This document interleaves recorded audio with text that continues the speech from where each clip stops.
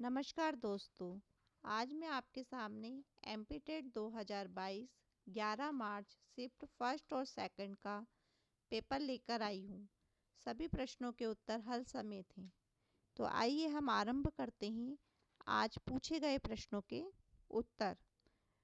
इसमें प्रथम प्रश्न है, इष्टन के सूत्र में संशोधन किसने किया था? इष्टन के सूत्र में संशोधन किसने किया था? टर्मन ने। तो आंसर हो गया टर्मन। अब सेकंड क्वेश्चन देख लीजिए, भाटिया परीक्षण का संबंध किससे है? तो भाटिया परीक्षण का संबंध बुद्धि से है। प्रश्न क्रमांक तीसरा देखें, बाल अपराधियों के उपचार की विधि है। तो बाल अपराधी मतलब बचपन में बच्चों के द्वारा जो अपराध हो जाता है या वो अपराध कर देते हैं, तो जो पुलिस की नज़रों में सही नहीं होता है उसे बाल अपराध कहते हैं। तो वह कौन कौन से हैं? तो उसमें कौन कौन सी उपचार की विधि है? तो वह है मनोवैज्ञानिक विधि, समाज विधि, वैधानिक विधि। अगला क्वेश्चन देखें, ईर्ष्या भावना किस अवस्था में पैदा होती है? तो ईर्ष्या की भावना बाल अवस्था में पैदा होती है। अगला क्वेश्चन देखिए, क्वेश्चन नंबर 5, मानव में अस्थायी दांत कितने होते हैं? तो मानव में अस्थायी दांतों की संख्या 20 होती है। अगला क्वेश्चन देखें, बालक सामाजिकरण के नियम कहाँ सीखता है? तो बालक सामाजिकरण के नियम खेल के मैदान में सीखता है। अगला क्वेश्चन देखें, बालक में नकारात्मक सोच कौन सी अवस्था में उत्पन्न होती है? तो बालक में नकारात्मक सोच किशोर अवस्था में उत्पन्न होती है। अगला क्वेश्चन देखें, क्षेत्र सिद्धांत किसने दिया था? तो क्षेत्र सिद्धांत कर्ट लेविन ने दिया था। अगला क्वेश्चन देखें, क्रिकेट की द बॉल कौन है? तो क्रिकेट के द बॉल किसे बोलते हैं? राहुल द्रविड़ को। अगला क्वेश्चन देखें, मास्टर ब्लास्टर के नाम से जाना जाता है। तो सचिन तेंदुलकर जी को मास्टर ब्लास्टर के नाम से जाना जाता है। नेहरू स्टेडियम कहाँ है? तो नेहरू स्टेडियम दिल्ली में है। अगला क्वेश्चन देखें, बैडमिंटन के शटल को क्या बोलते हैं? तो बैडमिंटन के शटल को हिंदी में चिड़िया बोलते हैं। बैडमिंटन खेलते हैं ना कॉक, जिससे उसको शटल को हिंदी में चिड़िया बोलते हैं। अगला क्वेश्चन देखें, चंद्रयान 2 को किस ध्रुव में पहुंचाना था? तो चंद्रयान 2 को दक्षिणी ध्रुव में पहुंचाना था। अगला क्वेश्चन देखें, फोर्थ देश जो चांद की सतह पर सॉफ्ट लोडिंग करेगा। तो इस तरह का ये क्वेश्चन था जो अस्पष्ट था।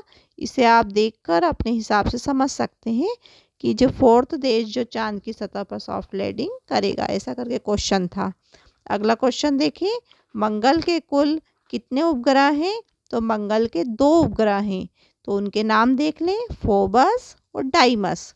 फोबस और डाइमस, ये दोनों नाम मंगल के उपग्रह के हैं। अगला क्वेश्चन देखें, शनि को सबसे बड़ा चंद्रमा है। शनि का सबसे बड़ा चंद्रमा कौन सा है? टाइटन। ये क्वेश्चन कल भी आया था, कल के पेपर में भी। इसे नोट डाउन अवश्य अपनी कॉपी में कर लें कि शनि का सबसे बड़ा चंद्रमा टाइटन है। अगला क्वेश्चन, क्वेश्चन आईएमपी है, कल भी था पेपर में। आरटी कब आया था? तो 2009 में आरटी आया था।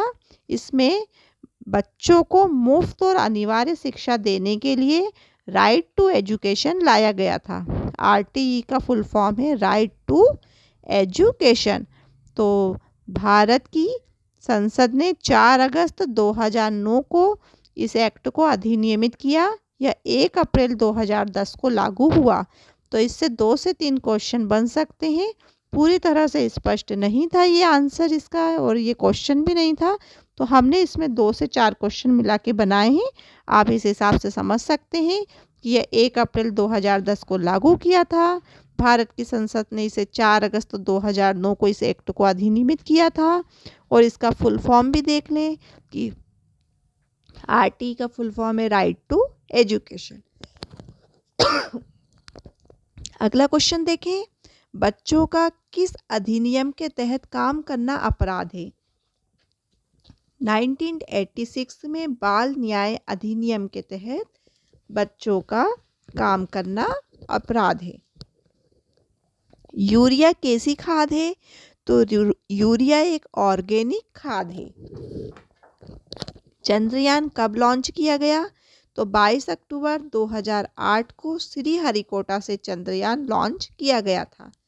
शिक्षा का अधिकार 2009 में आरंभ हुआ के सन में हुआ और ये 6 से 14 साल की उम्र के लिए किया गया था और ये अनुच्छेद 21 में इसको लागू किया गया था। अगला क्वेश्चन देखिए, मंगल ग्रह के कितने उपग्रह हैं? तो मंगल ग्रह के 2 उपग्रह हैं। तो इस तरह से आज मैं 22 क्वेश्चन आपके सामने लेकर आई हूँ। साथ ही मैं आपको बताना चाहती हूँ कि आज 11 मार्च से परीक्षा का जो पैटर्न था उसके जो क्वेश्चन आ रहे थे उनमें काफ़ी चेंजेस हुआ है। पहले के क्वेश्चनों में जो चंद्रयान से संबंधित ज़्यादा क्वेश्चन पूछे जा रहे थे, अब चंद्रयान से 1 या 2 क्वेश्चन ही पूछे जा रहे हैं। इसके अलावा खेल से संबंधित क्वेश्चन 4 से 5 क्वेश्चन आज देखे गए थे। हिंदी में संधि, समास और गद्यांश पद्यांश तो थे ही, और साथ ही हमारे पैटर्न में काफ़ी परिवर्तन आया है। तो हमें सभी चीज़ों को देखते हुए चलना है। फिर भी हमारे पिछले पेपरों से जो हमने अभी तक आपके सामने रखे हैं उन सभी से काफ़ी कुछ हमारे इस पेपर में देखने को आया है। और आप सिद्धांतों को ज़रूर देख लें। इसमें स्टर्न, डाल्टन और थॉर्नडाइक और पियाजे के सिद्धांतों की भी पुनरावृत्ति बार बार हुई है। तो आप ध्यानपूर्वक इन्हें पढ़ें, समझें, ज़रूरी चीज़ों को नोट डाउन करें। ईश्वर से यही कामना करते हैं कि आपका कल का पेपर बहुत अच्छा जाए, आपको इससे काफ़ी मदद मिलेगी। धन्यवाद।